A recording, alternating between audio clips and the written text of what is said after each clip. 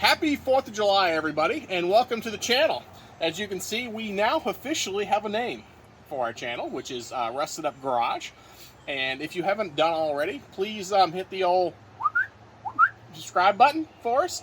The more subscribers we get, the better off we are. We're trying to hit 100, which would be a milestone. Then we can put this cool little tag on the end of our name, so we're not like our tag ain't that long. So that'd be great. If you haven't subscribed, please push the button.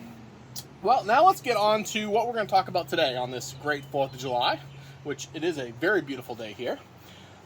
We have made some progress on the old olds and what our future plans are for it.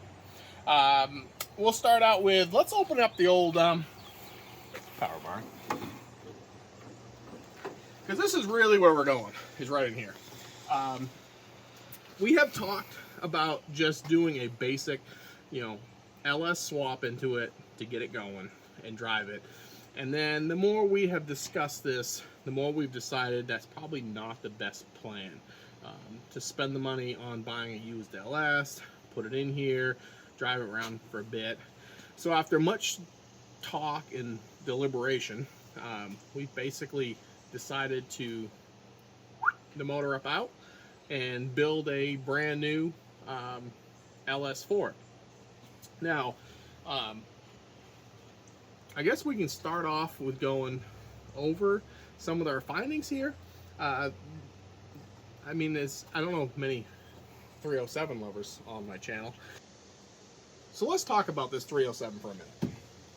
Back in the day, this motor put out a whopping probably 160 horsepower on a good day if she's breathing right. And obviously for what we're doing, that's just not going to work. So we're going to have to remove on this anyways. But we did try to get it running. And it actually does run, believe it or not. It does run. It doesn't run well, but it does run. When I bought it, the guy told me that it had a couple bad freeze plugs, is what I was told. Great running motor, couple freeze plugs.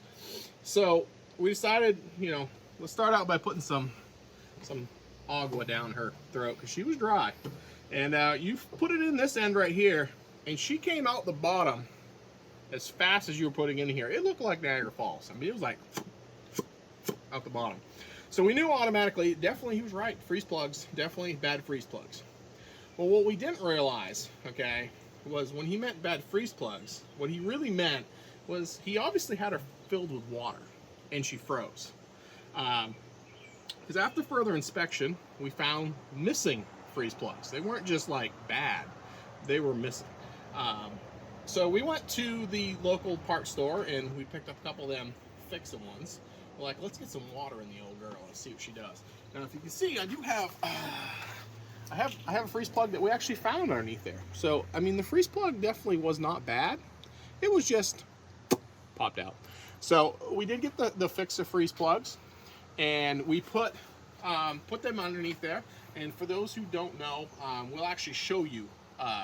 We'll show you those here. Zach's going to crawl up underneath the car and take a look.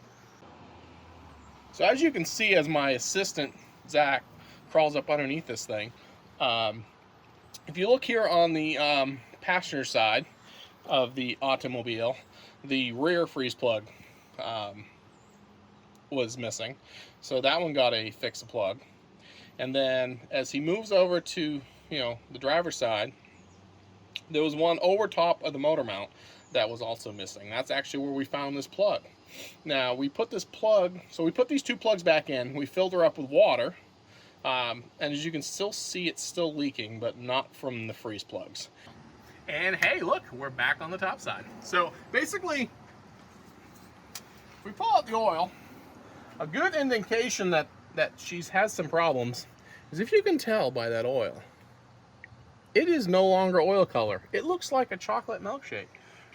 Basically, the water and the oil has decided to come together. And, I mean, you can't really smell it. You taste her a little bit.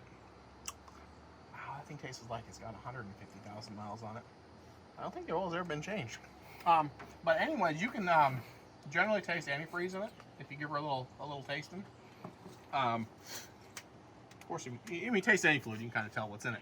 if you've had it in your mouth before, which working on cars, you end up with fluid in your mouth, so you kind of know what each one tastes like.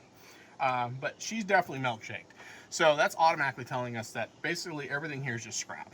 So, you know, and then you know, let's do some more further investigation here. If we take off the old air filter cap, I'm pretty sure that right there, fellas, is OEM equipment. OEM. I mean, I think this thing came off the line in 1985. I'm not really sure. When I said she was unmolested underneath here, I really believe unmolested means nothing has been done. The only thing that's been done is basically they froze her because it obviously had a leak, and they filled it with water and decided that it just freeze her up and blow it. So anyways, our next video will be a little more exciting. I just kind of want to talk a little bit about this motor and what we found. Basically it's junk, so we're not even going to mess around with it. Next video will be a little more exciting. We're going to be popping the motor up out. A quick note on the front end. In the first video we talked about we were going to possibly do a cutlass conversion nose to the front of it. And after much reading and debate, the cutlass is almost 4 inches narrower than the B-body. And not that I can't stretch it, because I think I can. I just don't think I want to do that much work currently on it. I'd rather put all the money under the Powerbar door instead of, you know, necessarily in the front. So I did order some bezels for it. You know, because remember in the first video I told you someone stole them, supposedly. Probably the same guy who put the water in it, I'm assuming. So I ordered some. They were supposed to have been in. I was really excited to show them to you guys today. But wouldn't you know it, post office let me down. They're on their way. They just chose not to bring them. So I'm just going to put the bezels in it. And then I'm going to probably do a horn delete on it. I don't really need the horns. And then I'm going to do probably a strip molding delete.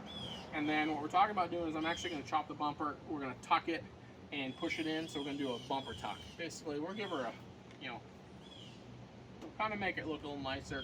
And then once everything's painted in, because I think we're going to delete on most of the chrome anyways, so we'll just paint it in. But I said I'll have all them parts coming.